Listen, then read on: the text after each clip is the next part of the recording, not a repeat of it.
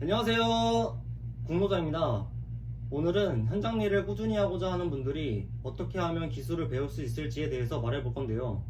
기술을 배우고 안 배우고는 개인의 자유지만 제 개인적인 생각으로는 한 달을 하든 1년을 하든 이왕이면 열심히 배우면서 시간을 보내는 게 설령 다시는 그 일을 하지 않을지라도 인생을 알차게 보내는 방법이 아닐까라고 생각합니다.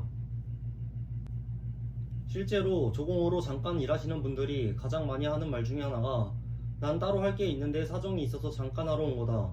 그래서 기술 배울 생각도 없고 내가 받는 돈만큼만 일할 거다 라고 하는데, 그렇게 말하는 사람들 중에 대부분이 매년 업체만 바뀐 채로 다른 데서 또 보게 되는 경우가 엄청나게 많습니다. 그렇게 5년 일했는데도 조공단가 받으면서 하시는 분들도 계시고 2년밖에 안 됐는데도 기공단가 그 이상 받으시는 분들도 있습니다. 이제 본격적으로 어떻게 하면 빠르게 기술을 배울 수 있는지에 대해 말해볼 건데요.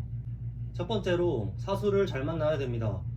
옛날에는 기술 알려주는 사람이 많이 없었다고들 하는데 요즘은 솔직히 배우려는 사람이 없지 알려줄 사람은 정말 많습니다. 그리고 안 알려주려고 하는 사람들은 자신이 알고 있는 게 별게 아닌 걸 본인도 알고 있기 때문에 자기가 그 기술을 알려주면 자기 입지가 좁아질 것 같아서 안 알려주는 사람이기 때문에 사실상 그런 사람한테는 배울 것도 없고 배우려고 할 필요도 없습니다. 그러면 어떻게 하면 좋은 사수를 만나냐고 하실 수 있는데, 현장에 워낙 별의별 사람들이 많기 때문에 운이 많이 작용되는 것도 사실입니다. 그 대신 그만큼 수많은 현장이랑 팀들이 있기 때문에 본인이 일을 못하더라도 자기 사수가 어느 정도 경지에 오른 사람인지는 며칠 일해보시면 금방 알 수 있을 겁니다. 그렇게 며칠 일해보시고 자기 사수가 정말 별 볼 일 없는 사람이라고 생각이 들면 과감하게 팀을 옮기시는 것을 추천드립니다. 처음 접한 팀에서 이상한 사람들만 만나서 현장 일은 원래 이런가 보다 하고 체념하실 수도 있는데, 생각보다 친절하게 잘 알려주는 실력 있는 사람들이 많으니까 계속 도전해 보시길 바랍니다. 두 번째로는 공종 변경을 자주 하지 말자입니다. 현장 일을 하시다 보면 공종을 계속 바꿔가면서 만년 조공이라고 불리는 사람들이 있는데요. 물론 현장 일을 처음 접하신 분들은 단가나 여러가지 조건에 의해 공종을 몇 번 바꿀 수는 있지만 웬만하면 빠르게 자기 적성에 맞는 공종을 찾아서 꾸준하게 한 가지 공종에서 근무하시는 걸 추천드립니다. 공종 추천은 나중에 기회되면 해드리겠습니다. 한 가지만 미리 말씀드리자면 힘들고 위험한 일일수록 단가가 높은 건 현장일 국룰입니다. 세 번째로는 너무 당연한 얘기일 수도 있지만 배우려는 의지가 있어야 됩니다.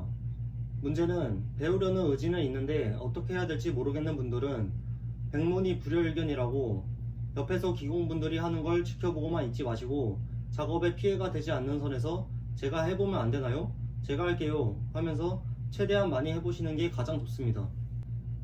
그리고 항상 왜라는 궁금증을 갖고서 아무 생각 없이 시키는 일만 하기보다는 이걸 왜 이렇게 해야 되는지 의문을 갖고 기공분들에게 물어보고 원리를 알면서 일을 해야 빠르게 기술을 배울 수 있을 뿐만 아니라 문제 해결 능력도 키우실 수 있습니다. 일반적으로 누군가 시킨 걸 수행만 할 수 있는 사람을 준기공이라고 하고, 작업 지시를 할 수 있고 문제가 발생했을 때 원활하게 해결할 수 있는 능력을 갖춘 분들을 기공이라고 하는데, 어떤 공종이든 간에 원리를 알고 일을 하면 누구나 다 기공이 될 수 있습니다. 제가 하고 있는 일을 예로 들자면 PLC 결선을 할 때 IO 리스트에 AI, AO, DI, DO라고 있으면 일반적인 사람들은 그냥 써있는 대로 이건 AI니까 AI에 물려야지 하고 단말을 하게 되는데, 이럴 경우에도 이건 왜 AI인 거지? AI는 뭐지? 라고 의문을 갖고 그게 어떤 건지 정확히 알고 넘어간다면 설령 나중에 IO 리스트가 잘못 작성돼서 DI인 게 AI로 표기돼 있어도 실수하지 않고 이건 AI인데 DI로 표기돼 있는데 잘못된 거 아닌가요? 하고 짚고 넘어갈 수 있는 능력이 생기는 겁니다. 만약 이렇게 제공되는 소스가 잘못됐을 때 시키는 일만 했던 사람이라면 그대로 잘못된 대로 수행했겠죠? 물론 그에 대한 책임은 잘못된 소스를 제공해준 사람이 물겠지만 책임감 있고 인정받는 고급 기술자가 되기 위해선 원리를 아는 건 정말 중요하다고 생각합니다. 오늘은 어떻게 하면 기술을 배울 수 있을지에 대해 말해봤는데요. 현장 일하는 거에 대해 궁금한 게 있으신 분들은 댓글에 남겨주시면 답변을 달아드리거나 그 주제로 영상을 제작해서 궁금증을 해결해 드리겠습니다. 영상 봐주셔서 감사하고요.